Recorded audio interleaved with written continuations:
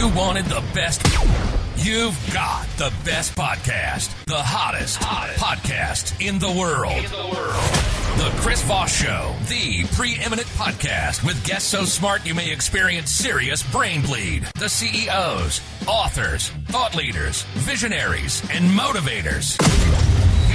Get ready. Strap yourself in. Keep your hands, arms, and legs inside the vehicle at all times, because you're about to go on a monster education roller coaster with your brain. Now, here's your host, Chris Voss. Hi, folks. This is Voss here from thechrisvossshow.com. Hope you're ready to go on a monster roller coaster ride with your brain. It doesn't quite come out the same as the dude who did the intro from Fiverr, but I'll try. He did radio for like 30 years or 40 years when we got him to cut that. So he does a great job on it. Hope you guys appreciate how much love went into that. So anyway, guys, welcome to the big show. We certainly appreciate you guys being here. As always, you're just the most wonderful people we've ever met. And I'm not just blowing blowing wind at you. We really do love you. So in the meantime, refer the show to your family, friends, and relatives. Go to goodreads.com/Chris Voss. Go to youtube.com/Chris Voss. Go to all our great places across the internet. All the stuff we do on LinkedIn, the big groups over there, the big newsletter, all that stuff is just, it grows like a weed. It's crazy how big it's growing. LinkedIn is I think people have kind of determined, if you're watching this 10 years from now, Elon Musk just bought Twitter, and which means that you probably know that 6 months from now it went out of business. I'm just kidding. I don't know. We'll see how it goes. But it seems like there's more activity going on LinkedIn, so check that out over there, and check out our accounts on TikTok as well. So anyway, we have an amazing author on the show, and he's a bright mind who's got incredible experience. We're going to be talking about that. He's written his new book that just came out November 2nd, 2022. It's called The First 5 Minutes: School Shooting Survival Guide for Administrators and Teachers. Probably something parents want to pick up and read as well. He's going to be talking to us about his amazing new book. Dan Dluzneski is on the show. He served with the U.S. Secret Service for over 24 years, including as a canine technician with his dog, Korak. Do I have that right? Korak? Yes. Where do you get Korak from? Is that like It sounds like it's from that Star Trek group. He was Eastern European. We got him from Belgium. Korak. There you go. I'm going to name my next dog now. That sounds powerful. It also sounds like, what was that group on Star Trek? They had the weird foreheads and stuff. Sounds like those guys. Anyway, somebody knows what I'm talking about. After retiring from the Secret Service, he was responsible for the safety of over 100,000 students in 140 schools as the coordinator of emergency management, safety, and security at one of the largest school districts in Florida. It's going to be amazing to hear his insights on what he has to talk about. Welcome to the show, Daniel. How are you? Thank you. Very good. Again, thanks for having me on the show. Thanks for coming. We certainly appreciate it. Give us the .coms or wherever you want people to get to know you better on the interwebs.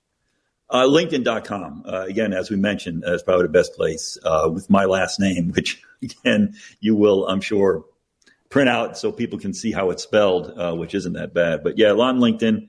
And, again, my book's already on Amazon. And, also the ebook is also available. And, it's so far it's going good. And now if you have Kindle, I guess you have Kindle Unlimited. I had not heard of this. I'm not real familiar with a lot of stuff that goes on Amazon. This was all new to me. Publishing the book and going through the whole process and ads and blah, blah, blah. Anyway, I found out that if you have Kindle Unlimited, you pay so much per month, and then you can get books for free.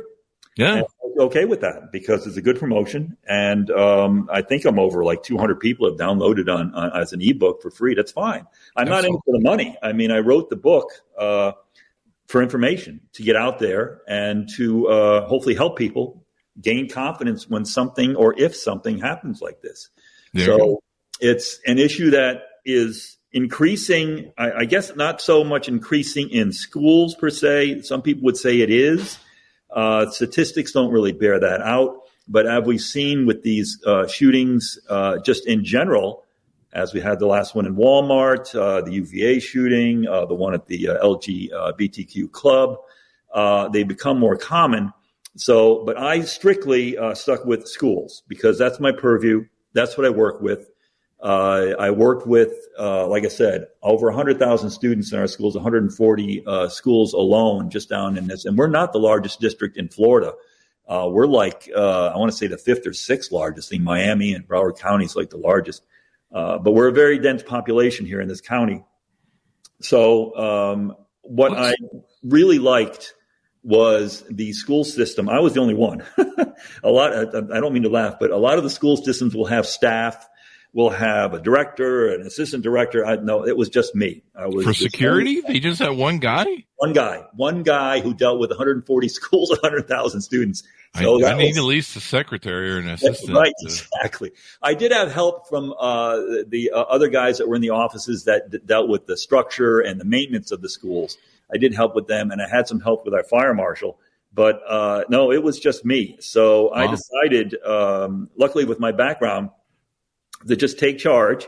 Mm-hmm. And I promised each of these schools, all 140 at the time, I think it's more than 140, I wanted to visit with every principal. Every principal I wanted to visit with face-to-face and have them tell me how they dealt with school security. It took a year, but I did it, and I was proud of that fact. And I tell you what, this is now, we're talking at least, let's see, I was there for 4 years, so we're talking 5 or 6 years ago. And I ran into stuff that, as common sense, it didn't make a lot of sense to me. And I'll give you an example. I have some of the examples in the book, but this is just some of the things I ran into and why I push for drills to be run properly, to be run repetitively, and to be run correctly, obviously. I had a elementary school, and it's a little funny, but at an elementary school, when they would go into a lockdown, they made the announcement over the loudspeaker, and the announcement was, the pony is being delivered today. And they said that to me with a straight face. And I was like, okay, that sounds great for the kids to be nice and calm, and, but what about that maintenance worker that's here? What about the parents that's visiting? It's like when you go in a hospital and they run off a code blue, you're like, well, what the heck is that? So I said to them, well, not only are you confusing things, I said, but just speak plain language. It's okay. Even elementary school kids they're not naive. I mean, they know what's going on. Just say the word lockdown. It's okay. Everybody's going to be okay. It's not a bad word.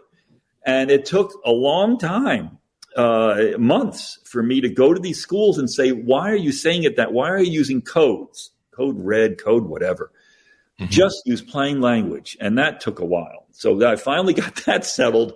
They didn't talk about ponies going into a lockdown. But there were, a lot of other issues that I hope not by now have been straightened out. One thing I would like to mention right off the bat, Chris, most of your schools, I'd say, most of your schools should have really good locks on their doors, and the door should open in, not out. The door should open in. Okay. The other thing is, lock your doors during class time. Now, I get a lot of pushback on that because, they have to go to the bathroom. They have to go here. No, I don't care. Lock the door. Does that work with fire code? I know some fire codes are kind of... you can lock the door. It's okay to lock the door. Okay. The one thing about fire code, especially here, because also, I didn't mention this, I'm a fire inspector, but as long as you have what's called one step in order to get out. So the one step is unlock the door and you go out. Where we want, I don't know if we want to go to the conversation that way. Where we're going with the conversation is, during a lockdown, you have a lot of companies out there that want to sell you wedges and door stops and automatic things that block the door as basically a barricade for an active shooter event. Well, now you've got what's called a two-step process in order to exit the building. You would have to take away that door stop. You would have to unlock the door and then get out. Mm-hmm. The fire code, that's not going to work, because now if there, God forbid, there is a fire during something like that, they can't get in, because now you've got this wedge there that they can't get in. However, there are some school systems that are using them, and that's up to the fire marshal. That's up to the state fire code. If you can use these wedges, they're great. They're great. You can't get in. You cannot get in. But if there's smoke in that room or something happens, now you're searching for this other wedge thing you've got there in order to get out. Now you're in big trouble. Mm-hmm. So anyway, that's neither here nor there. That's something that's we need to focus on. The basics. Okay. So go ahead. I'm sorry. Let me lay a foundation because we need to go through a pathway here. Let's talk about your background and you and what got you interested in this sort of stuff. You did a lot with the Secret Service. What made you want to enter service in the Secret Service? What led you down kind of your pathroads of life, wanting to get into some of this background? It's not a long story, but when I was a kid, and I didn't find out actually till just a few years back, I'm an empath, and you don't realize that kind of stuff till you go through therapy. But anyway, as a kid, you play cops and robbers, play this and play that. And once I got to high school, I wanted to be a radio broadcaster, not television so much. When I was a kid, I loved sports, still love sports. And, I lived in, up north. So we listened to the Knicks, even though I was a Laker fan. How do you figure that one out? And listen to the Knicks broadcast. I don't know if it was Marv Albert at the time or who was the radio announcer, but my gosh, I wanted to be that person. I wanted to be on radio and call basketball games. And I got to do it at my high school, and I got the fever. So I went to college out in Southern Illinois, and they had their own local TV broadcast there and radio broadcast. And I got into that, and, it got kind of cliquish. And it was, who you were, and it wasn't your talent or anything like that. So I had a minor as criminal justice, and I switched over to that. And once I got out, I tried for a few police agencies, and that didn't sort of work out. So I just kind of knocked around for a while. And this is kind of a strange story, but I did apply for the Secret Service back in early 80 and went through the whole process, went down to Washington, D.C., and went through the whole process and came back home. And I got a pamphlet. And remember, Chris, this is before the internet, before cell phones, all this stuff. And I get this paperwork back, and it's all these big red letters on there, like a teacher, grading your paper. And it says, your height must be in proportion to your weight. And I'm thinking, what the hell? They must think I'm like 300 pounds. And, I was the same height I am now, 6'4", but I only weighed about 160 pounds soaking wet. So I somehow I got a phone number and called them back, and they said, No, you're underweight. You're underweight by 8 pounds. You need to gain 8 pounds. I said, good God, hire me. You're underweight? Underweight. I'll gain the weight. I said, good God, I'll eat bananas and milkshake. No. The process stops until you gain the weight. Okay, honest Dan, instead of going back to my doctor saying, can you wipe this out and just add on 8 pounds? What the hell? Nope, I go on a weight training program, and it must have taken me a month to gain the weight because my metabolism, I just couldn't gain the weight. Wow. So finally I gained the weight. Oh my God. Okay. Send the paperwork back. I'm ready to go. They send it back, and I called them again, and they, you just missed the class by a few days. Like, oh God. Okay. When's the next class? Oh, we're not going to have another class for another year. Like, oh, okay. I'm not waiting. So I knocked around again. I worked in security. I worked for DHL, the express company. I worked for a manufacturing company. I mean, I could always find work, but at that point, here I'm getting close to 30. I'm like, you got to get a career. So I found out that the Secret Service at that time, I think the maximum age in order to hire was 34, I believe. Mm-hmm. And I was 32 years old. I was in fairly good shape. So I said, what the hell? I'll try again. So I tried again, got in. This time, everything went smoothly. I get on the job, and I go to the training, and here are these kids. They're 10 years younger than me, and they're looking at me like, what the hell are you doing here? It was like something on Apocalypse Now with Marlon Brando, going through jump training and stuff. Like, what the heck? But I tell you what, I went through the training, and I did well. And once I got on the job, I was able to get some positions that I probably wouldn't have gotten if I was younger, because now most of the supervisors are my age. I related to them. They related to me. So I was given some positions. I was the earliest, I guess, or youngest on the job in order to get a canine. Because at the time, you had to have 10 or 15 years in a job in order to get a dog, because not only did they pay you stipends for the dog, but you got your own vehicle. You got all these benefits. Oh, wow. That's pretty handy. Yeah. And there was blood in the streets because who the hell is this young punk, getting this dog? So I did that. And at the time, my dog was not only a bomb sniffing dog, he was also what they call handler training. So an attack dog, you put the sleeve on and they do bite work. They don't do that anymore. Now it's strictly bomb dogs. And then we have a separate division of our emergency response team that has the attack dogs on the White House grounds. And he didn't work out. And it was Panic City because the government was saying, look, that dog's property. We're either going to kill him or we're going to send him somewhere else. Now, this dog's part of my family for 4 years, and I don't know if you've talked to other police canine officers, but that dog is part of your family. You're with it 24 hours a day. Mm-hmm. I mean, it's more intense than having a family pet because this dog is constantly not only working with you, but living with you. And it was a long process, and it was a precedent set, in order to give that dog to me as a pet. Because again, the government's like, look, we spent all this money on the dog and your training. We're not going to give the dog to you. Mm-hmm. So it was a long fight. And I finally did get to keep him. He lived till he was 13. He was a great dog at home. Loved him. So the nice thing I loved about the Secret Service, and I was not an agent. I was with the uniform division. There is a uniform division that I found out when I applied for it. And the uniform division has police powers. We have local police powers, Metropolitan Police Power. We also have federal police powers. And the nice thing about the uniform division was they had the specialized units. K9, the counter snipers, emergency response team, motorcade support with the motorcycles. So they had all the specialized units. And the other thing was nice, I got to stay in D.C. for my career the entire time. So I was able to do public affairs. I was able to do tours of the White House because I'm a history buff. It was just a great experience. I started right at the end of Reagan's term, and I finished with Obama. And I left there, and I moved down to Florida. Once I left there, moved down to Florida with my son, came down here, started up. I said, okay, time to retire, sit on a beach. And of course, with an alpha personality, that works out in about a couple weeks. So my wife at the time, ex-wife now, she said, look, you got to get out of the house. You got to do something. And this job appeared at the local county for this emergency manager. And I said, wow, I think my resume would fit that. And I joined there, and that's how I got started with the county dealing with the school security.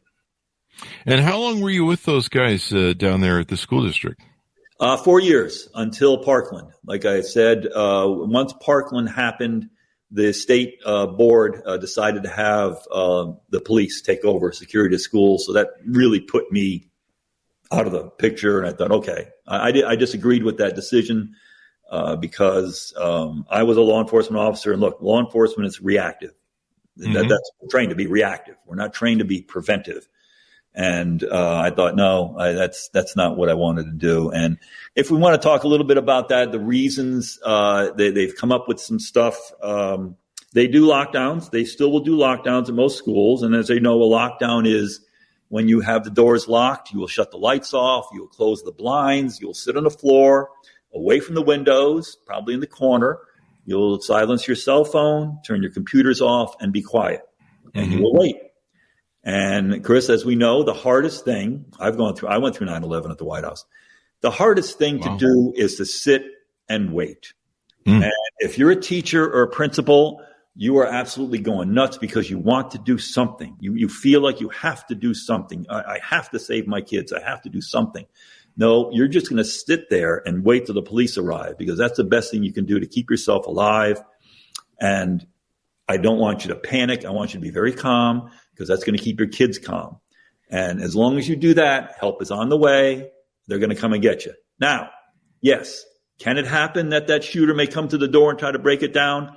It's rarely happened. I mean, really, but 1 or 2% maybe have tried to break down a locked door. But you can barricade it. Grab that desk, file cabinet, chairs, whatever, and barricade that door if that shooter tries to break in the door. It rarely happens again because it just takes too much time. As you know, shooters want the easy victims. Yeah, they're just going to go down a line of, if they're going down a hallway of locked doors, they're just going to go try and find one that's open, right? Exactly. Yeah. Yes. I think there's times where, it's really interesting. So in the book, you've outlined an informative guide on what principals can do, what teachers can do, basically an instruction manual on how to survive these things the best, not only from a prevention standpoint, but when it happens standpoint. Is that correct? Yes. Mm-hmm. That was the main goal of the book because most books out there are going to talk about either the prevention part of it with behavioral assessments of possible shooters, to, preparing for it, where you make these certain announcement or drills. And there are a lot of private companies out there. You've probably heard of the Alice training that deal with, and Run, Hide, Fight that we deal with. But those processes are for businesses. Department of Homeland Security are the ones that came up with Run, Hide, Fight. They're not specifically mentioned for schools. They are used in some schools, but they're not specifically, they weren't made for that. That I wanted the process to be, look, as a teacher, I've been to plenty of SAC meetings with teachers and PTA meetings with teachers, and these people are scared. They didn't sign up for this, Chris. Yeah, they didn't. It's like, hey, I want the school to teach kids and nurture them and make them adults that are going to, live in this world and make a contribution. I didn't sign up, to be shot at. Yeah. But it's today's reality. Look, I mentioned this to a lot of other people that have talked about this, and they ask, what's the biggest weakness in any kind of school security? And it's complacency. You cannot be complacent and think it's never going to happen here.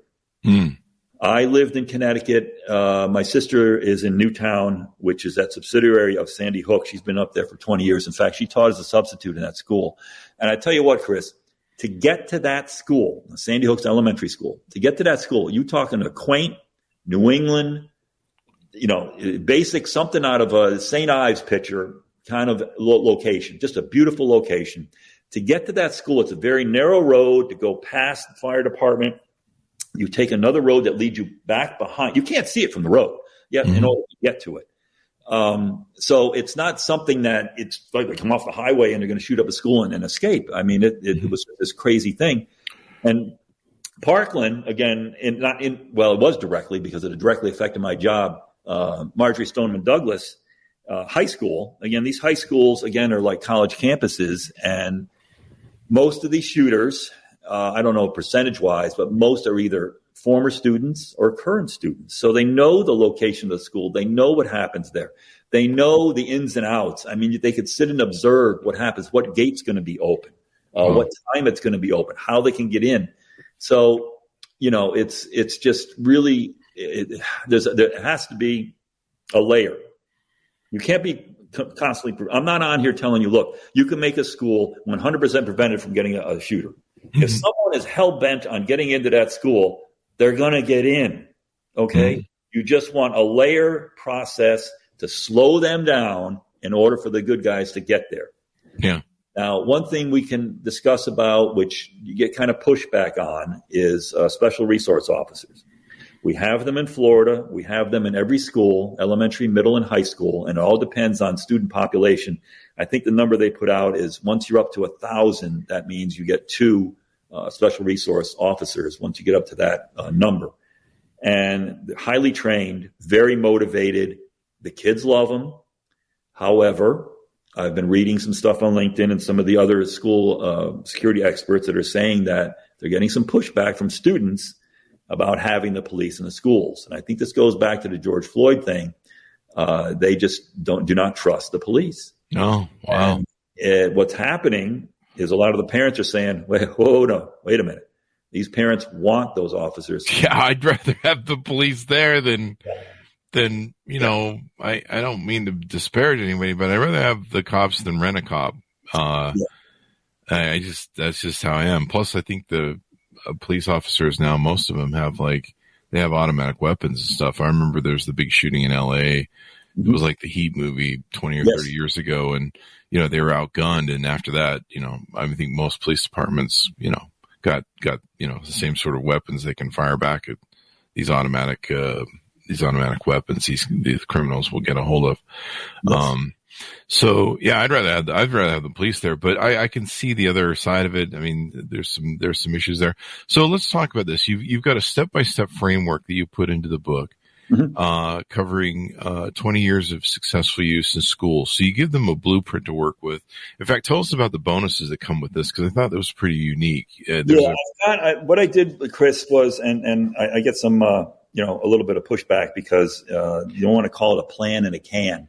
But it is a short, I think it's 12 pages of a generic, basic emergency plan. Because most schools, and they should have this, they should have the 50, 60-page school safety resource guide on the principal's shelf, because if something happens, the media is going to say, hey, do you have a school plan? Oh, yeah, it's right over here. I'll pull it off the shelf. You can look through it.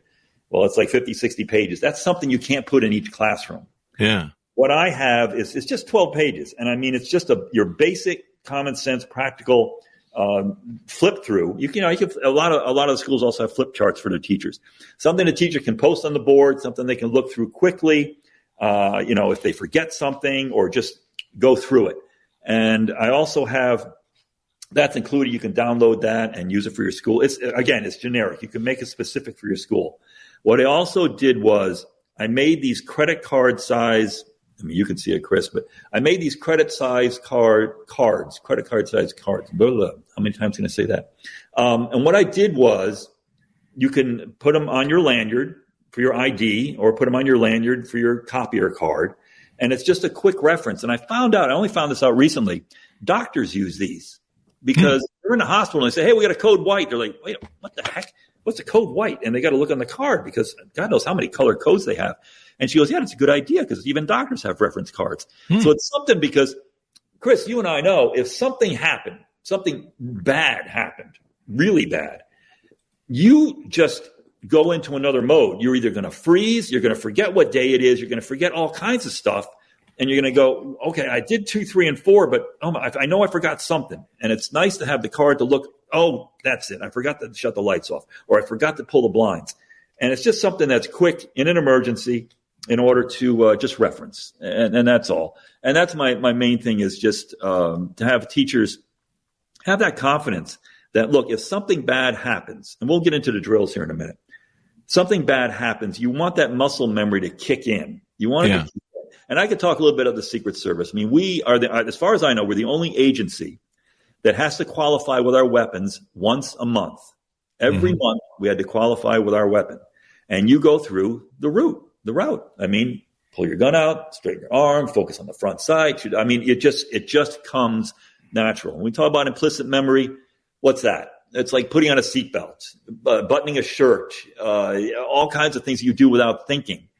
And that's what I would like to get across to the school systems and administrators, that if you run repetitive drills, what's a repetitive drill? Once a month to me is not a lot.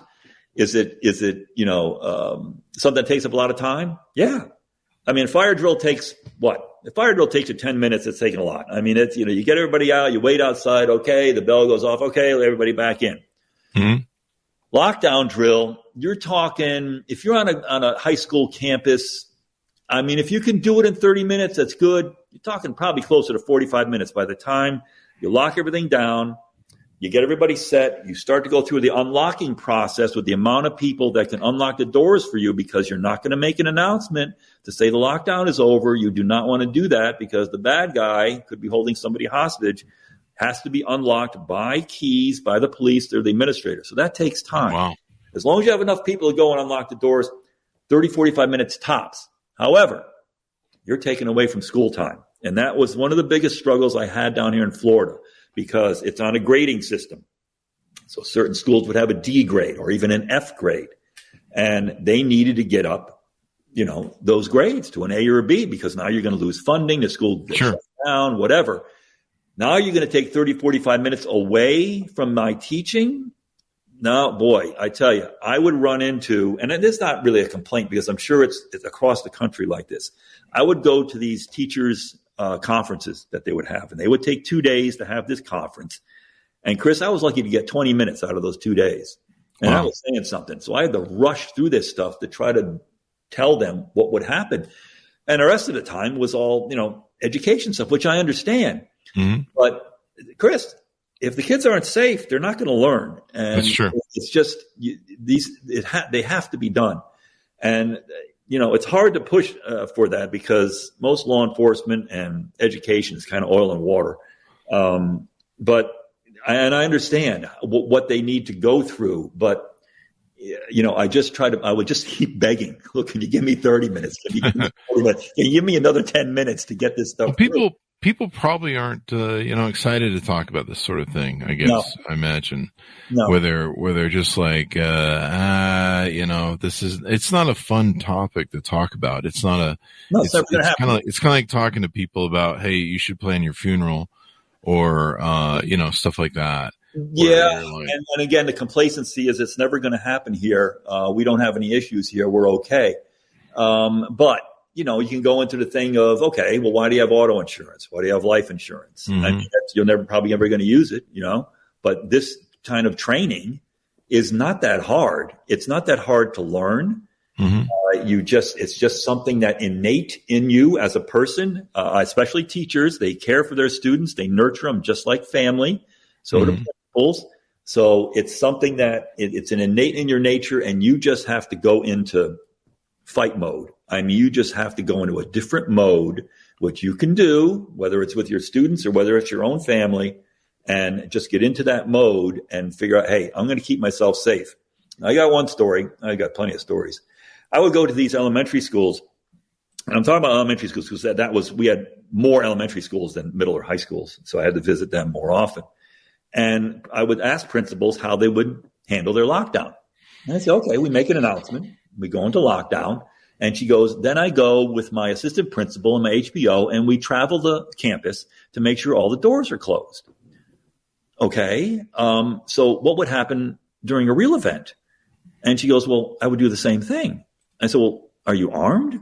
No, I have to save my kids. I said, no, you're not saving anybody.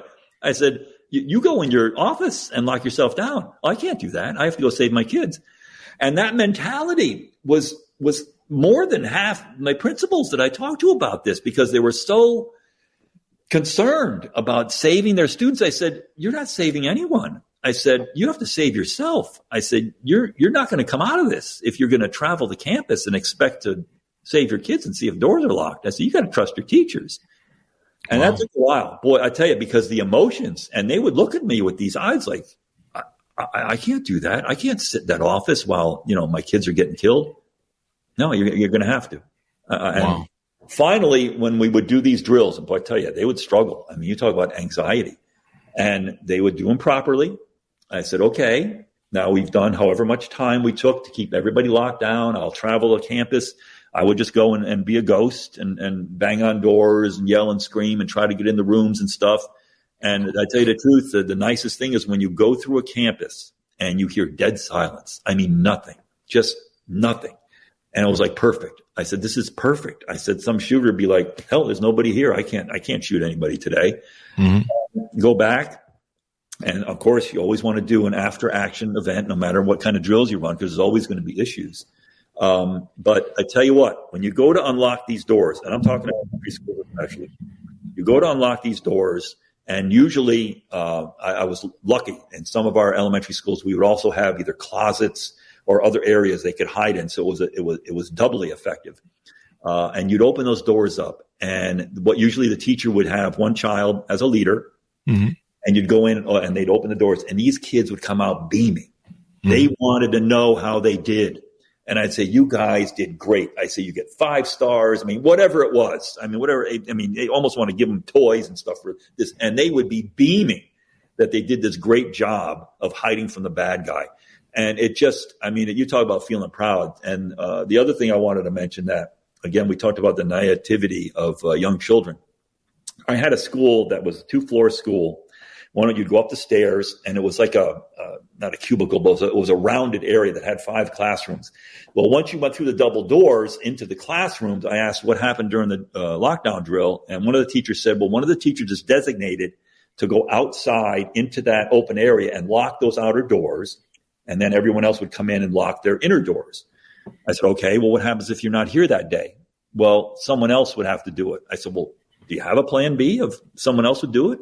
Well, not really. So we figured that out. We had a plan B. While we're talking about this, these were 5th grade students. One of the kids goes, I know where the key is. I know where the key is. I said, what are you talking about? He said, oh, they have the key out by the fire extinguisher in the hallway. Okay. I said, so if your teacher was to faint, or she couldn't do it, or she had difficulty getting the key, could you guys lock the doors? Yeah. I had all the kids in that classroom come out, and everyone took that key and locked that door and went back inside. And you see these kids beaming. Like, they were able to accomplish this. I said, I am so proud of you guys. In case your teacher fainted or something happened, you could go out and lock those doors. So it's just the little things. But, yeah. It's just the little things. So I've got questions that are coming up on the show from people watching live. Oh, perfect. Let's see if we can do some feedback here. Yeah. And the question is, and I'm giving you this as it's coming across, curious why we practice fire drills monthly, but lockdowns aren't as often. I believe this is coming from a teacher. Yeah. Was the main thing, one of the main things that I discussed with our school board, because they're the ones who have put out the policy. And I said, look, there hasn't been a fire in a school in I don't know how many years. And nowadays, newly built schools, and I'm just talking about Florida, I don't know how other states, have to have sprinkler systems. They have to have fireproof doors, walls. 3-foot walls. Fire would have to go for over an hour to get through the door. So yeah, my main complaint, and I discussed this with our fire marshal a lot of times. And I said, look, once a month.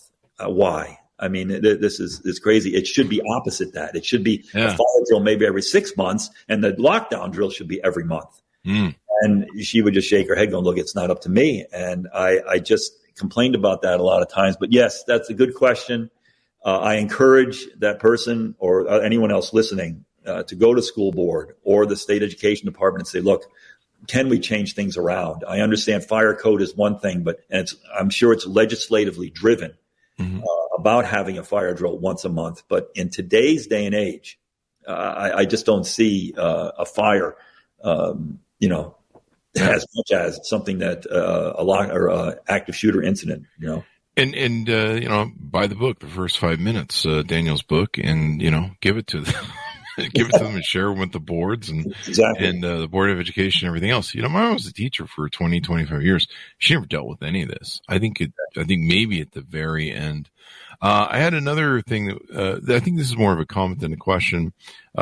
Teachers want to talk about this and are often cut off. Yeah. I guess there are some teachers, and I imagine that's in a genre of people who want to talk about it, maybe with their managing body, the Board of Educations of their local thing, or whoever oversees their district, I guess.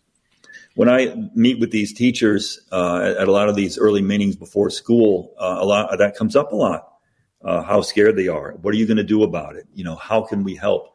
I think one thing, is the special resource officers in the schools. We didn't have that a couple of years ago. There were no special resource officers in our schools. So I would encourage that, number one. And number two, we can talk about the drills. Now, the drills, obviously, I would like to have them once a month. If that's too much cutting into your teaching, well, at least every other month, get your drills going. And you have to drill properly. Now, we bring this up, and I'm sorry to laugh. When we first started, they would make an announcement, hey, we're having a lockdown drill. And what they would do is, and then there's argument between announced drills and unannounced drills. Oh. My background with the Secret Service, unannounced works much better. You're gonna catch things that you probably wouldn't catch.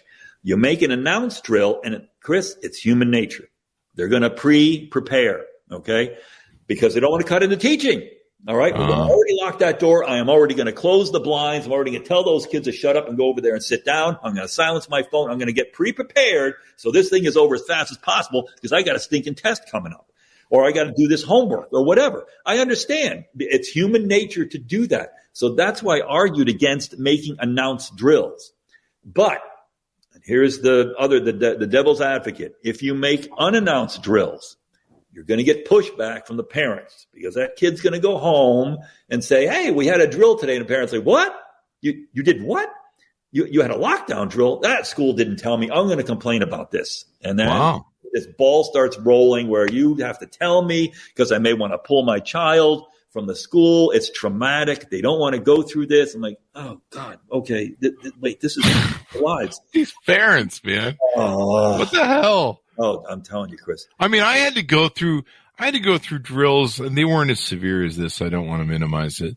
But, we went through the Russian nuclear thing, hiding under a desk. Yeah. And that was terrifying. I'm not trying to do competitive victimhood here or say I think it's worse now. But it was still traumatizing to me. Like, I remember thinking, hey, nuclear bombs might be flying in from Russia, and geez, why do they hate us? I mean, it wasn't, when you're a kid, everything is amplified. Yeah. And, it was terrorizing. So I'm glad we did it.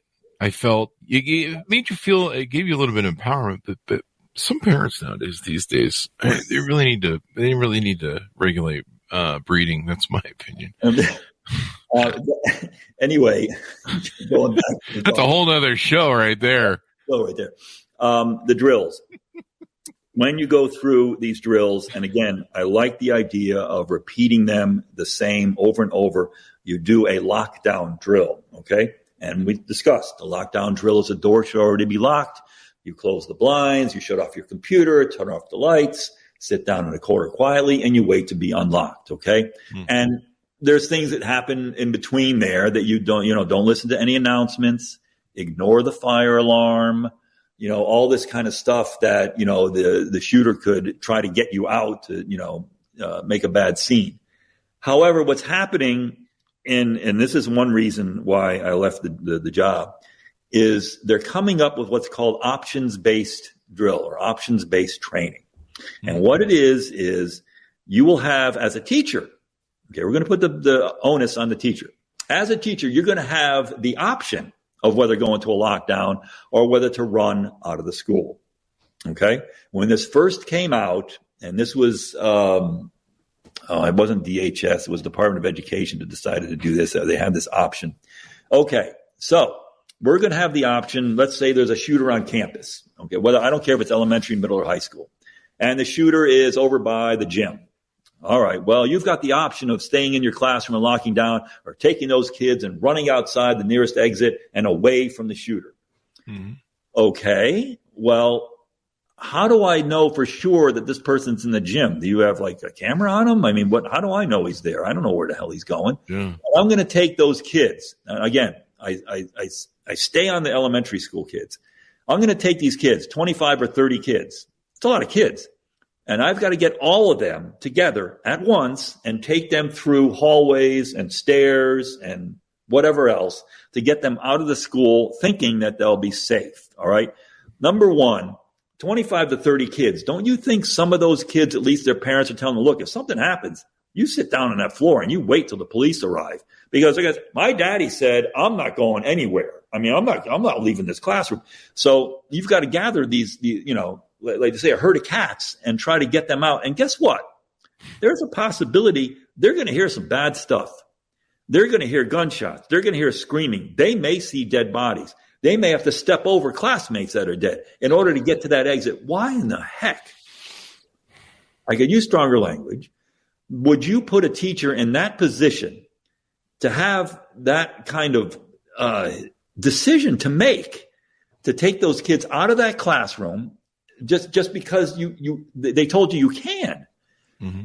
So it just is beyond me that you would give a teacher something like that with even more pressure on them as there is, instead of staying in the classroom and locking down. I understand there's actually no data out there because everybody talks about data. Well, what's the data saying it's safer to stay in the classroom? They haven't done any data on something like that. They may one day, but so far, lockdowns work. You stay in the classroom, you're safe, quiet, wait till they unlock the door. And every expert out there, and there's not a lot of experts because there's no school of thought, there's no school you go to become an expert in this. But every expert out there is saying, look, lockdowns work. Even the National Association of Psychologists say it. The National Association of School Resource Officers say it. Lockdowns work. Now, with that being said, middle and high school. Middle school, that's a toss-up, okay? High school, again, high schools now are more like college campuses. And look, these kids are adults. I mean, they can think for themselves. If there's a possibility, because these campuses are so huge, of you running and getting to a safe area, okay, I would accept that. However, I could take Parkland, Marjorie Stoneman Douglas as an example. Now, Marjorie Stoneman Douglas is a huge campus. I mean, we're talking, thousands of students. Mm-hmm. And it's different floor levels. I think they've got 3 floors there. And when their incident happened, okay, the fire alarm went off by accident. It wasn't on purpose. It went off by accident. So they went into lockdown first, and they started a lockdown. Well, then the fire alarm goes off. Well, they had not trained. They did not drill on when the fire alarm goes off. So there was a lot of confusion. So now they hear the fire alarm, like, what the hell? We got to get out. We need to go out. And the killer probably pulled the fire alarm. No, it was, I think one of the shots went off accidentally, and it hit one of the sprinklers or something. Oh, wow. He as far as I know, he didn't do it on purpose. Anyway, but it still worked because he got people and kids out into the hallways to leave. Oh, Jesus. Well, what happened was, again, mass confusion. So a couple of the teachers had gone through the drill the previous month, and they said, hey, let's get out of here. I don't trust staying in the classroom, because they heard the shots down away from them. Well, what they were hearing was the echo. So they actually were running towards the gunman. Oh, Jesus. So, yeah, that did not turn out well. But they didn't train for that. So a lot of them did do a reverse evacuation, went back into the classrooms and locked the doors. But that was just... it just didn't work out. So this idea of options and run, hide, fight, okay, it may work on a high school campus, definitely not elementary, and middle school. That's a 50-50 shot there. I don't know. There you go. Very interesting. What else do we want to tease out and touch on the book as we round out the show? There's so much good stuff. It's good for parents as well, I would imagine, to read this book. Yes, it's good for parents because they can let their school board know their concerns, let their state legislature, the Department of Education know their concerns. That, look, can't we keep it simple? Just keep it simple that we want to go into a lockdown. And again, it's not just Florida. This is a nationwide thing. Please get the correct doors that open in and have locks on them that they can lock from the inside. And they're called, down here in Florida, they're called ND95 doors. I mean, I'm sure there's different size doors you can get, but you definitely want the small window on the door, so someone cannot stick their hand through and get in. And you want layers of protection. And there you go. A lot of schools have that, but you want layers of protection so you slow down, prevent that shooter from getting in. This is kind of interesting. I believe this is coming from some of the teachers too. The murderers have now been raised practicing lockdown drills. This is chilling. So they know the process.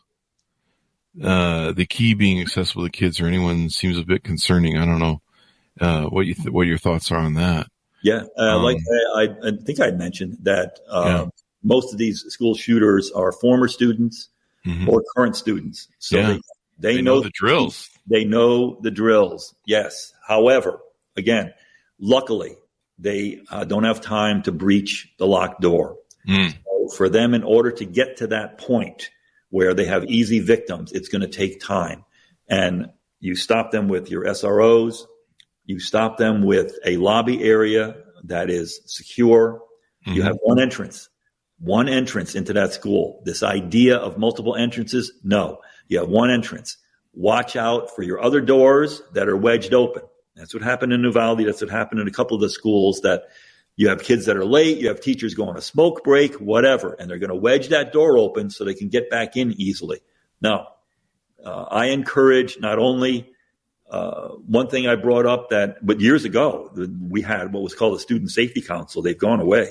But if students have buy-in to their school, have a Student Safety meeting and traverse the school. If you don't have SROs, even if you do, so what? Take a walk around the school, see which doors are wedged open, see what's going on, and mention it to the principal and administrators. I mean, especially high school and middle school? Come on, it's no embarrassment to walk around your school because during study hall or whatever, or even have a council of that and say, hey, I'll go around the school for a couple minutes.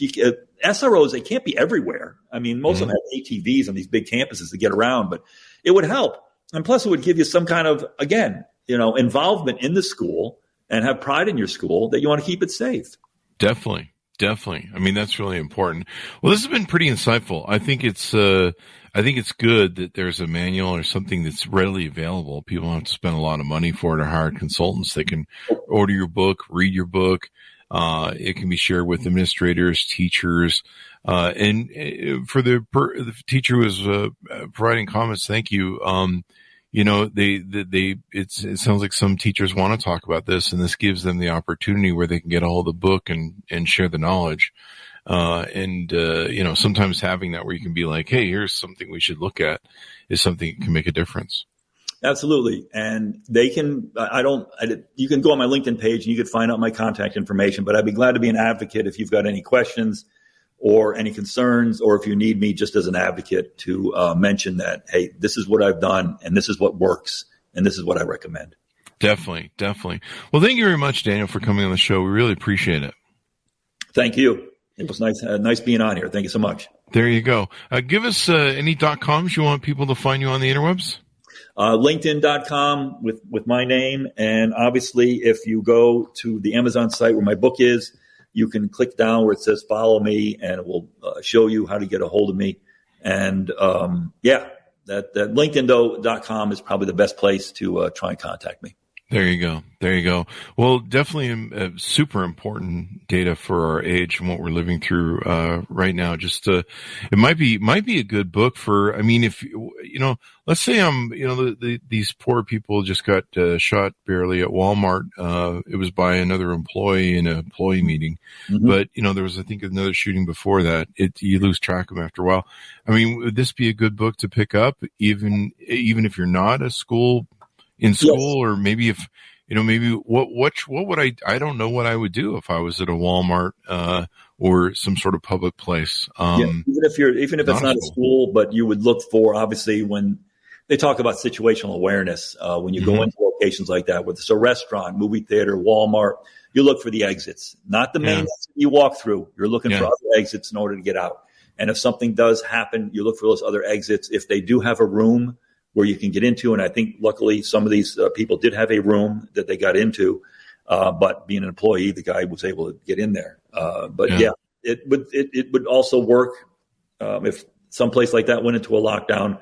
So, but there's other information here just besides schools that would benefit people. There you go. Well, it's wonderful to have you on. Thank you, Daniel. Thanks, Mountis, for tuning in.